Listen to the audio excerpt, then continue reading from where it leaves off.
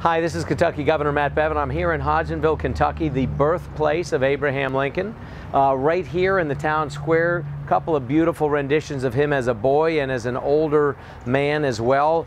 I'm about ready to go in and check out the Lincoln Museum, which is right here in town. Come along and check it out.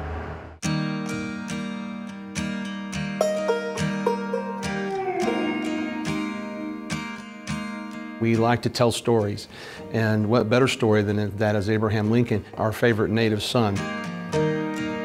I'm Brent Gooden. I am the owner and master distiller at Boundary Oak Distillery here in Kentucky, in Ratcliffe, Kentucky.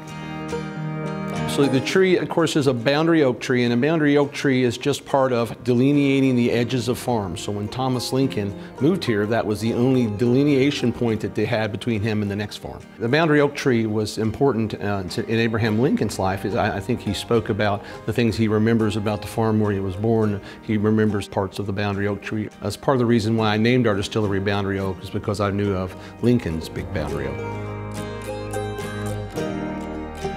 My name is Iris LaRue.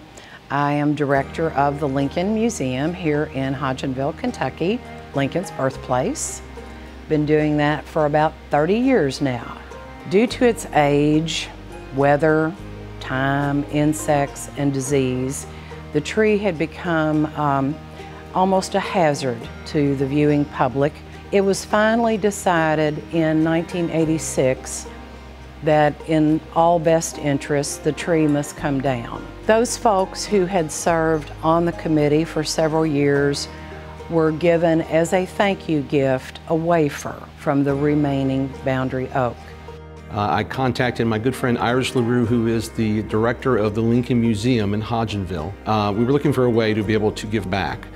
She had the original piece of the tree that was given to her when the tree came down, so we decided to do a little something more significant, and so hence the gavel project. The box is made of Kentucky cherry. The gavel is made from a 100-year-old piece of oak, and the head itself is actually made from the boundary oak tree. They started with Dwight D. Eisenhower, John F. Kennedy, President Clinton was given one. They would go to the rallies and just pretty much hand them to them. But I think this is the first organized attempt at it. Brent Gooden will be presenting Governor Bevin with a boundary oak gavel. And then he'll also receive one for the President of the United States.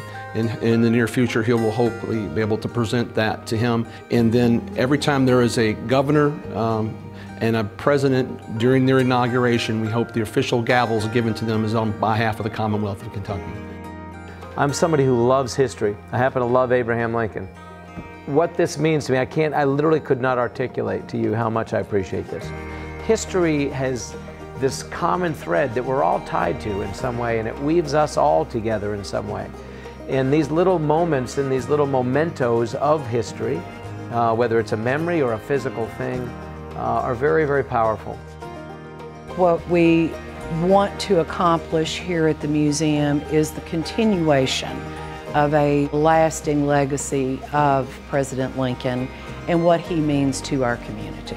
When you come across in from Ohio or Indiana, it says Kentucky, the birthplace of Abraham Lincoln. So I think we just want to extend that same welcome to the rest of the world and tell them, hey, we are the birthplace of Lincoln. So much so that we want to give the gavel to every president for the next 200 years. I just think it's a wonderful time for Kentucky to shine.